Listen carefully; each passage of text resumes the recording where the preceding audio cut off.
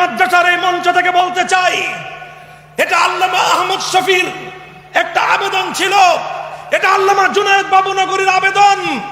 দেশের আগামী প্রজন্মের চরিত্র রক্ষা করার স্বার্থে, দেশের আগামী প্রজন্মের বিশ্বাস এবং চেতনাকে রক্ষা করবার স্বার্থে বিবর্তনবাদ নামক বাতিল মতবাদ বাংলাদেশের জাতীয় শিক্ষা ব্যবস্থায় চলতে পারে না, চলতে পারে না, চলতে পারে না। আল্লামা বাবুনগরীকে আক্রমণ করার অর্থ হলো আল্লামা আহমদ শফিকে আক্রমণ করা। যারা আল্লামা আহমদ শফি থেকে আল্লামা বাবুনগরীকে ভিন্ন চোখে দেখতে চায়, তারা শুধু বাবুনগরীর দুশমন নয়, তারা আল্লামা আহমদ শফির দুশমন। আজ প্রশ্ন করো, হেফাজতে ইসলাম কি? হেফাজতে ইসলাম যদি না থাকতো 2013 সালে বাংলাদেশ বিরোধী চক্র এদেশের স্বাধীনতা বিপন্ন করে ছাড়তো। এই বিশাল মজমা, এত আজিমুশান এই মঞ্চ, আসলে এই মঞ্চে কথা বলতে আমি নিজে ইতস্তত বোধ করছি। আমাদের বড়রা, আকাবিররা নির্দেশ দিয়েছেন, শাইখুল হাদিস আল্লামা আজিজুল হক রহমতুল্লাহ আলাইহির নিসবতকে ওনারা সম্মান দিয়েছেন। আল্লাহ পাক রব্বুল আলামিন মঈনুল ইসলাম হাটহাজারী মাদ্রাসার মুনতাজিমিনদেরকে উঁচু মর্যাদা দান করেন। বলছিলাম, এই ইদারার সাথে আমাদের সম্পর্ক বংশানুক্রমিকভাবে আমার বাবার সাথে এই ইদারার সম্পর্ক ছিল। আমার সম্পর্ক এই ইদারার সাথে বহু দীর্ঘদিনের। আলহামদুলিল্লাহ, এদেশের মানুষ এই ইতিহাস জানে। এই বঙ্গ জনপদের উপর 100 বছর পর্যন্ত এই উম্মুল মাদারেসের দ্বীনি দিক থেকে এবং সামাজিক দিক থেকে এ জাতির উপর এই ইদারার কি প্রভাব, এটা এই জাতি অবশ্যই 1000 বছর পর্যন্ত স্বীকার করতে বাধ্য থাকবে। দারুল উলুম দেওবন্দের যেই তারুফ, যেই তারানা, সেখানে একটা পংক্তি রয়েছে, ये अहले जुनूब बतलाएंगे क्या हमने दिया है आलम को। বাংলাদেশের যদি অর্ধ শতাব্দীর ইতিহাস পর্যালোচনা করা হয়, বাংলাদেশের স্বাধীনতা পূর্ববর্তী 24 বছরের পাকিস্তানের ইতিহাস যদি পর্যালোচনা করা হয়, পাকিস্তান পূর্ববর্তী ব্রিটিশ শাসিত গোলামীর আমলের দীর্ঘ 190 বছরের ইতিহাস যদি পর্যালোচনা করা হয়, তাহলে সেই সুদীর্ঘ ইতিহাসের মধ্যে বাংলার এই দেদীপ্যমান আকাশে, বাংলার আকাশে একটি উজ্জ্বল নক্ষত্র হিসেবে উদ্ভাসিত থাকবে, তার নাম হবে দারুল উলুম মঈনুল ইসলাম হাটহাজারী মাদ্রাসা। এটি একটি মকবুল ইদারা, এটি একটি মকবুল ইদারা। আল্লামা হাবিবুল্লাহ রহমতুল্লাহ আলাইহির বরকতি হাতে তার আরো 4 সহকর্মী সহ হযরত মাওলানা জমিরউদ্দিন রহমতুল্লাহ আলাইহি, হযরত মাওলানা আব্দুল হামিদ রহমতুল্লাহ আলাইহি, হযরত মাওলানা আব্দুল ওয়াহিদ রহমতুল্লাহ আলাইহি এবং সুফি আজিজুর রহমান রহমতুল্লাহ আলাইহি সহ আকাবেরে খামসা, আল্লাহ পাক রব্বুল আলামিন মঈনুল ইসলাম হাটহাজারী মাদ্রাসাকে এই সৌভাগ্য দান করেছে। এটা একটা হুসনে ইত্তেফাক যে ইসলামের বুনিয়াদ যেরকম বুনিয়াল ইসলাম আলা খামস, ইসলাম যেরকম 5টি বুনিয়াদের উপর প্রতিষ্ঠিত হয়ে সারা দুনিয়া থেকে জাহেলিয়াতের অন্ধকারকে বিদূরিত করে বিশ্ব মানবতায় সভ্যতার আলোকবর্তিকা প্রজ্বলন করেছে। এই বাংলার অন্ধকার যুগে 5 বুনিয়াদের উপর দাঁড়িয়ে দারুল উলুম মঈনুল ইসলাম গোটা বঙ্গ এলাকায় আলোর প্রদীপ প্রজ্বলিত করেছে। এটা সেই ইদারা, যে ইদারা থেকে আলোর মশাল জ্বলেছে। এটা সেই ইদারা, যে ইদারা থেকে ব্রিটিশ ভারতবর্ষে ব্রিটিশের গোলামীর জিঞ্জিরকে ছিন্ন করবার জন্য এখান থেকে আওয়াজ উচ্চারিত হয়েছে। এটা সেই ইদারা, যেই ইদারা থেকে সর্বদাই দেশ এবং জাতির যে কোনো ক্রান্তিকালে শক্ত হাতে হাল ধারণ করা করা হয়েছে, এটা সেই এদারা যেই এদারার সাথে যারা টক্কর দিতে এসেছে ইতিহাস বলে ওদের অস্তিত্ব ইতিহাস থেকে নিশ্চিহ্ন হয়ে গিয়েছে। আমরা দ্ব্যর্থহীন ভাষায় আজও বলতে চাই, দারুল উলুম মুঈনুল ইসলাম হাটহাজারী মাদ্রাসা প্রায় ১০০ বছর অতিক্রান্ত হয়ে ১.৫ শতাব্দীর দ্বার প্রান্তে উপনীত।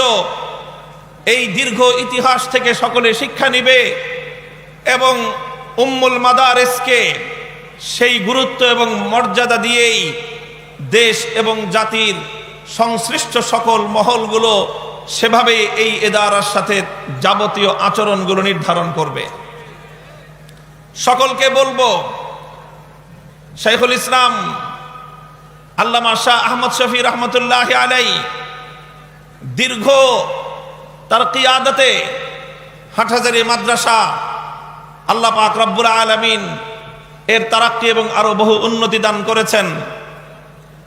অনেকে মনে করেছে শাইখুল ইসলামের ইন্তেকালের মধ্য দিয়ে হাটহাজারী মাদ্রাসার নেতৃত্বের আসন দুর্বল হয়ে পড়বে, বাংলাদেশের সামাজিক এবং ধর্মীয় অঙ্গনে হাটহাজারী মাদ্রাসার গুরুত্ব কিছুটা হ্রাস পাবে।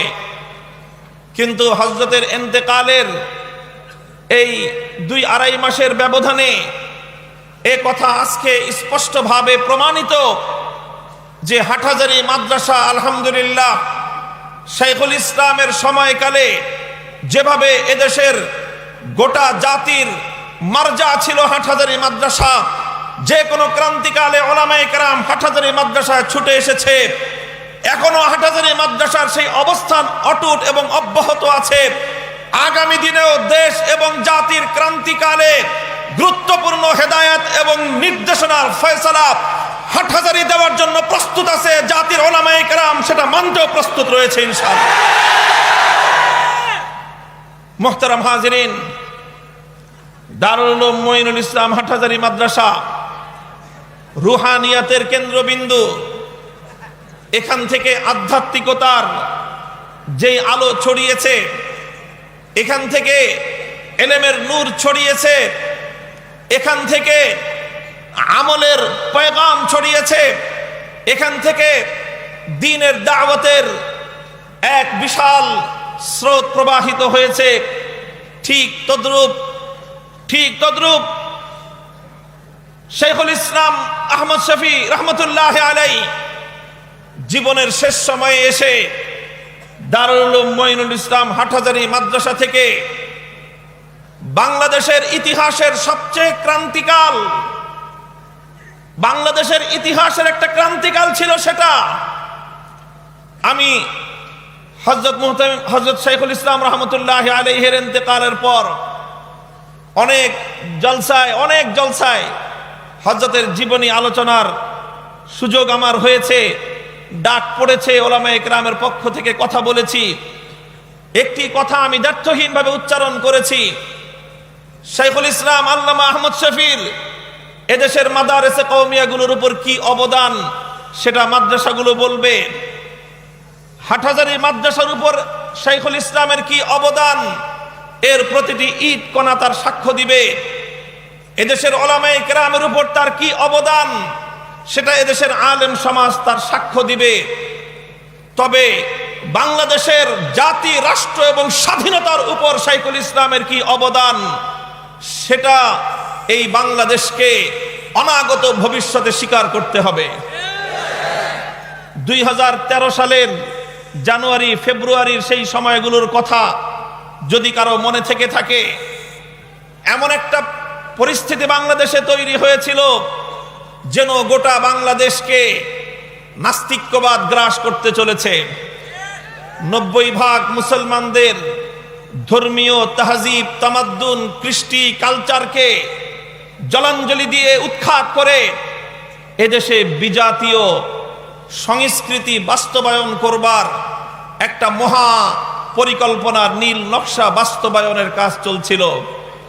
আজও আমার মনে পড়ে, বাংলার প্রত্যন্ত অঞ্চলে যখন আমরা যেতাম, সন্ধ্যা নেমে আসলে দেখতাম সেই প্রান্তিক অঞ্চলগুলোতে জেলা পর্যায়ে শুধু নয়, উপজেলা থানা প্রপারেই নয়, এমনকি গ্রাম গ্রামের বাজারে পর্যন্ত দেখতাম সন্ধ্যা নামার সাথে সাথে একদল মানুষ মোমবাতি নিয়ে দাঁড়ায় আছে,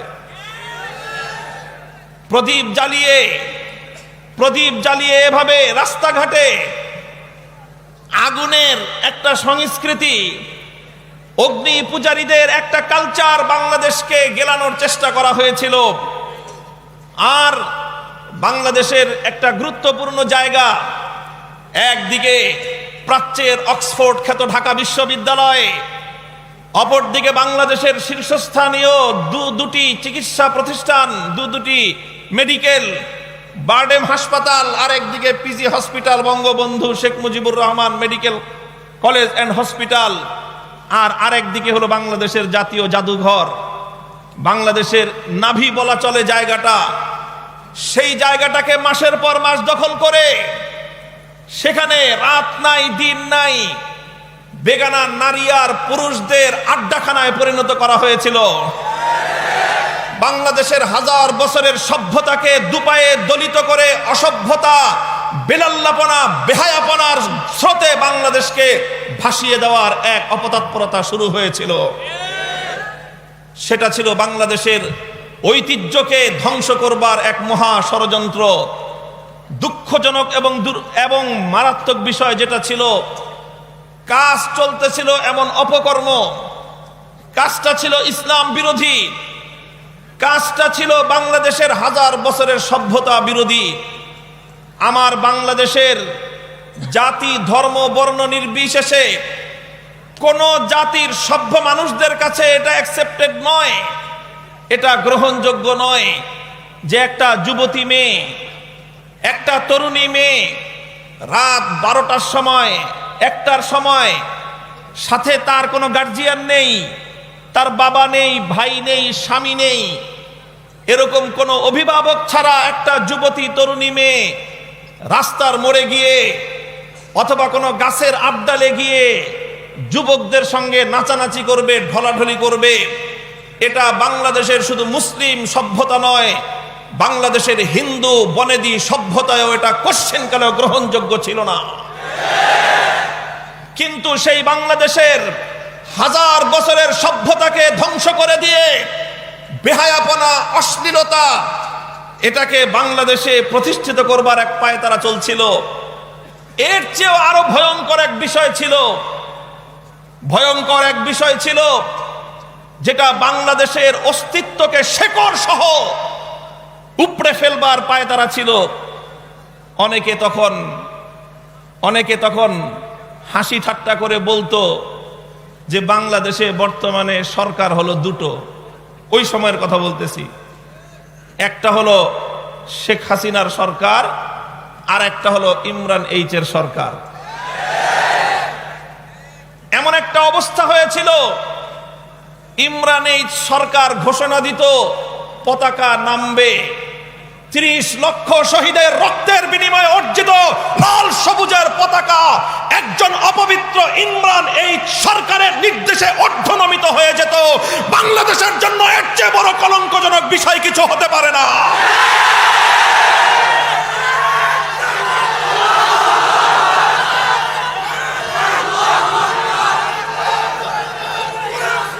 একটা মাঝবয়সী ছোকরা ছেলে, মাঝবয়সী নয়, চ্যাংরা বয়সী একটা ছোকরা ছেলে একটা ঘোষণা দিয়ে দিল। তার ঘোষণার সাথে সাথে বাংলাদেশের প্রাণ কেন্দ্র সচিবালয় থেকে বাংলাদেশের রাষ্ট্রীয় বড় বড় আমলা কর্মকর্তারা রাস্তায় লাইন ধরে দাঁড়িয়ে আছে। জিজ্ঞাসা করা হলো, আপনারা কেন দাঁড়িয়েছেন? কয় যে ইমরান এইচ সরকার বলছে। তোমাদেরকে বেতন দিত বাংলাদেশের জনগণ, রাষ্ট্র এবং শেখ হাসিনা সরকার, আর তোমরা লাইন ধরে দাঁড়িয়েছো ইমরান এইচ সরকারের নির্দেশে।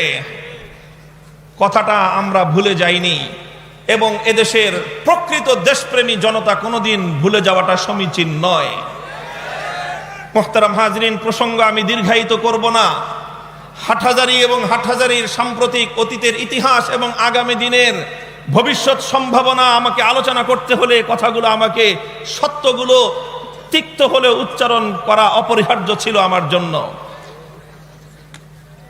বিদেশি শক্তির কথা আমি বলবো না, তবে এতটুকু আমি বলবো, বাংলাদেশ বিরোধী একটি অপশক্তি তখন বাংলাদেশের রাষ্ট্রকে, বাংলাদেশের সরকারকে অকার্যকর করবার জন্য শাহবাগের সেই মঞ্চে ইমরান এই সরকারদেরকে বসিয়ে বাংলার অস্তিত্বের উপর আক্রমণ করবার চেষ্টা করেছিল। এই দৃশ্য সকলেই দেখছিল, সবাই বুঝতেও পারছিল, কিন্তু বলবার কোনো ভাষা কারো মুখে ছিল না। কারণ হলো কাজ ছিল দেশ বিরোধী, কর্মকাণ্ড ছিল স্বাধীনতা বিরোধী, তাদের পরিকল্পনা ছিল বাংলাদেশের অস্তিত্ব বিরোধী, সাইনবোর্ড ছিল মুক্তিযুদ্ধের চেতনা। আমাদের ঢাকার ভাষায় বলে দেখতে কালো, নাম রাখছে লালচান। স্বাধীনতা বিরোধী সমস্ত অপকর্ম স্বাধীনতার চেতনার নাম দিয়ে এদেশে বাস্তবায়ন করবার একটা পায়তারা চলছিল। সেটা ছিল বাংলাদেশ, বাংলাদেশের রাষ্ট্র, বাংলাদেশের সরকার এবং বাংলাদেশের স্বাধীনতা বিরোধী এক মহা ষড়যন্ত্র। গোটা বাংলাদেশে রাতের অন্ধকারগুলোতে প্রতিটা ঘরে ঘরে আর্তনাদ উঠত, মানুষেরা আহাজারি করত, কথা বলবার ভাষা মানুষ হারিয়ে আরশের দিকে হাত উত্তোলন করে লক্ষ কণ্ঠে রাতের অন্ধকারের সেই নীরবতা ভেঙে আওয়াজ উচ্চারিত হতো, রব্বানা আখরিজনা মিন হাযিহিল ক্বরিয়াতিজ যালিমি আহলুহা ওয়াজআল লানা মিন লাদুনকা ওয়ালিয়্যা ওয়াজআল লানা মিন লাদুনকা নাসীরা। ওগো মাবুদ, তোমার কাছে আমরা সাহায্য চাই, আমাদেরকে একজন নেতা তুমি দান করো। আল্লাহ পাক রব্বুল আলামিন এদেশের আবাল বৃদ্ধ বনিতার শেষ রাতের চোখের অশ্রুকে আল্লাহ ব্যর্থ করে দেননি। আল্লাহ সেই দোয়া কবুল করলেন, আর আল্লাহ পাকে রব্বুল আলামিনের পক্ষ থেকে রহমতের বারিধারা বর্ষিত হলো। আর মনে হলো আল্লাহর রহমত হিসেবেই যেন এদেশে আবির্ভূত হলো হেফাজতে ইসলাম বাংলাদেশ। আজ প্রশ্ন করো, হেফাজতে ইসলাম কি? হেফাজতে ইসলাম যদি না থাকতো 2013 সালে বাংলাদেশ বিরোধী চক্র এদেশের স্বাধীনতা বিপন্ন করে ছাড়ত।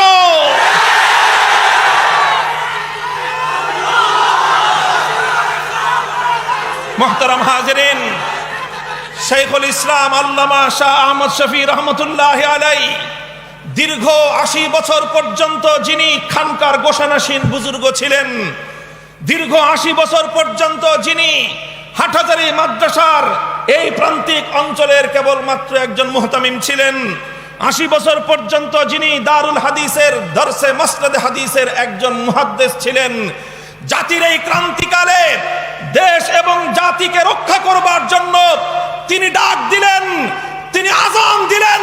তার সেই আযানে টেকনাফ থেকে তেতুলিয়া গোটা বাংলাদেশ উদ্বেলিত হলো, লাখো জনতার, তাওহীদ জনতার বাদ ভাঙ্গা জোয়ার ছুটলো।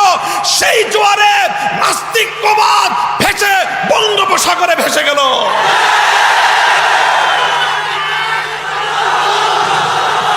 আল্লামা শাহ আহমদ শফি রহমতুল্লাহি আলাইহি সেই ধারা অব্যাহত রেখে গেলেন।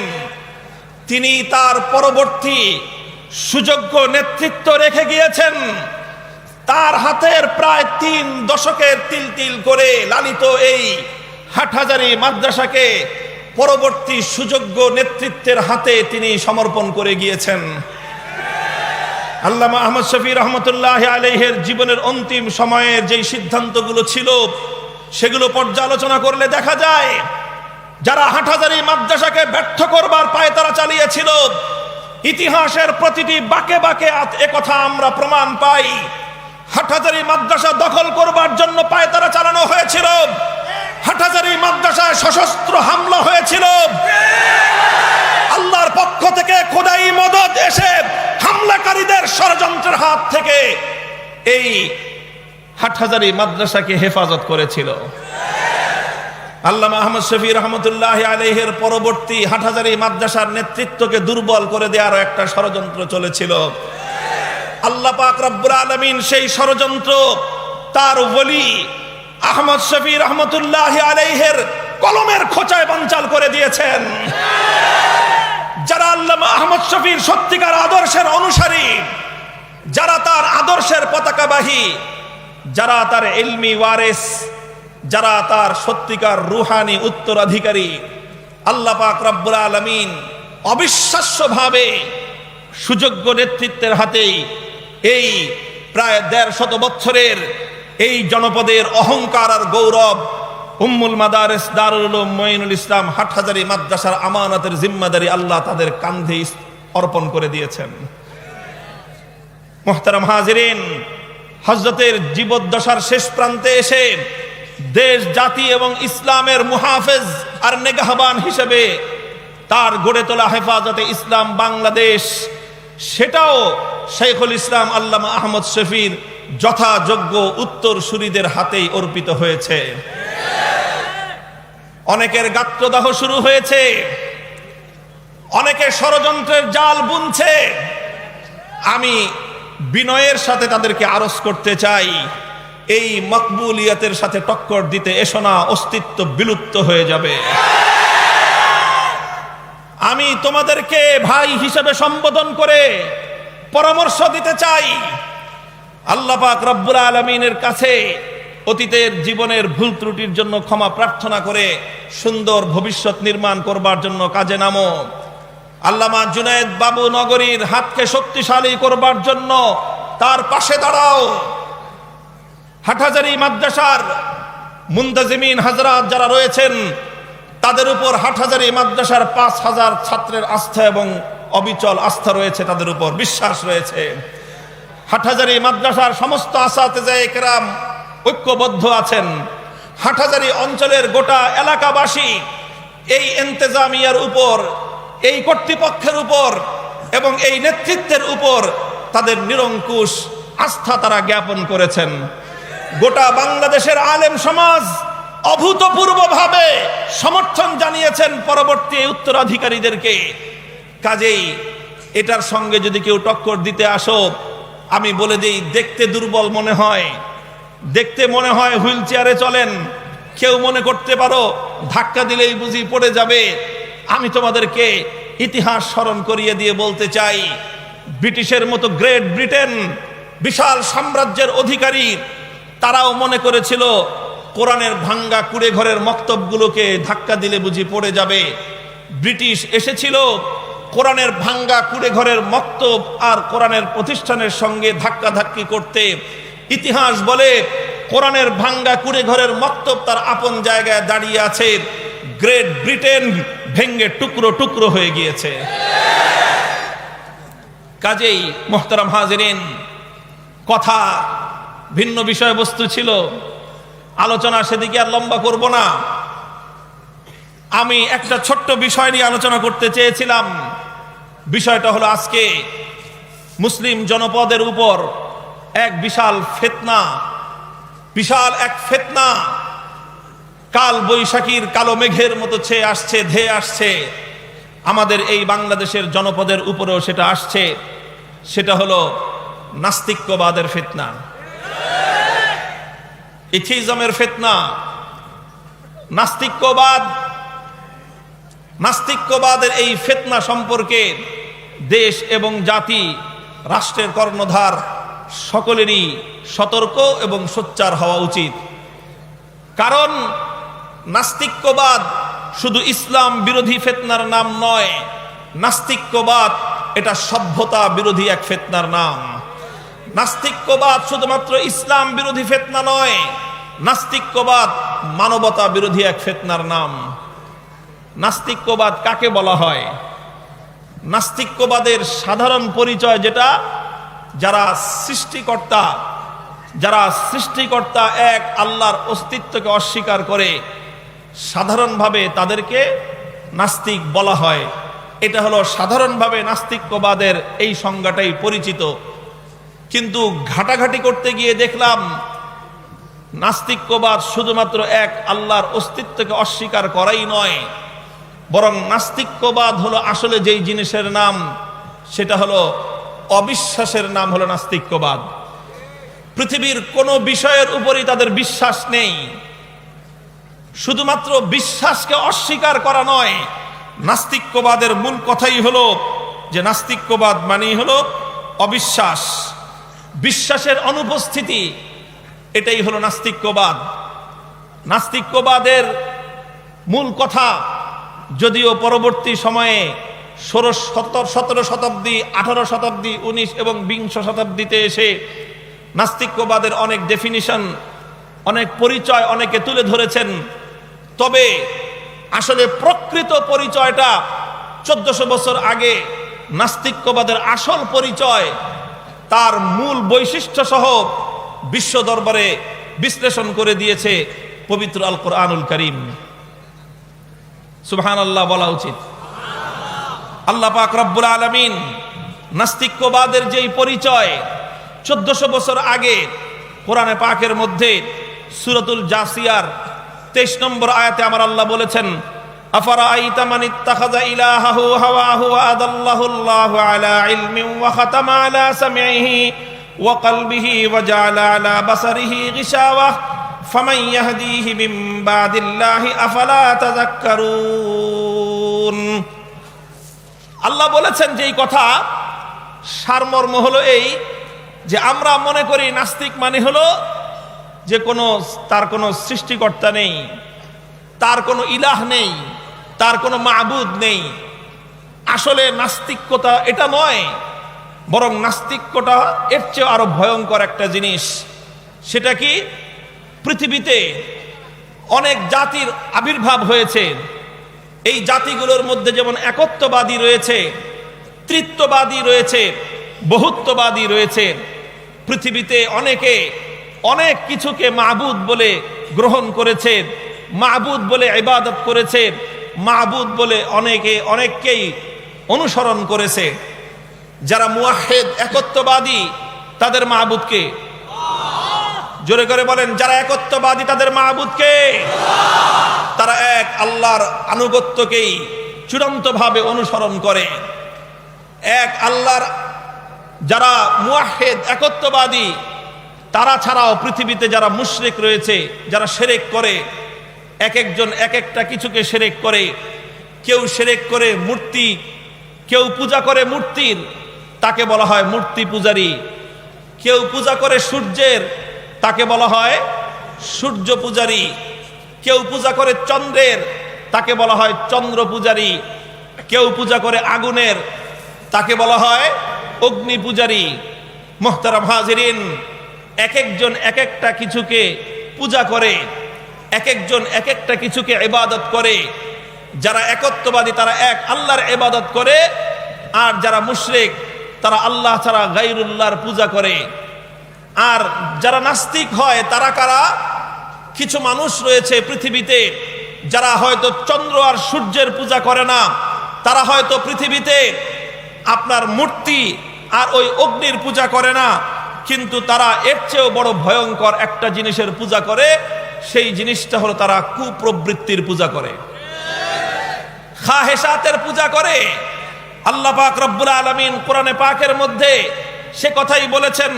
অন্য আরেক আয়াতের মধ্যে আল্লাহ পাক রব্বুল আলামিন সূরাতুল ফুরকানে ইরশাদ করেছেন, আরাআইতা মান ইত্তাখাযা ইলাহাহু হাওয়াহু আফাআনতা তাকুনু আলাইহি ওয়াকিলা।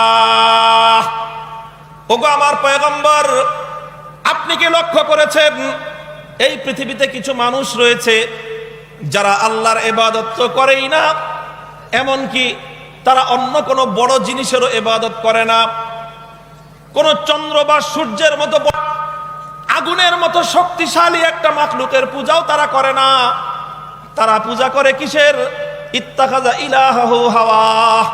তারা হলো কেবলমাত্র নিজের প্রবৃত্তির পূজা করে।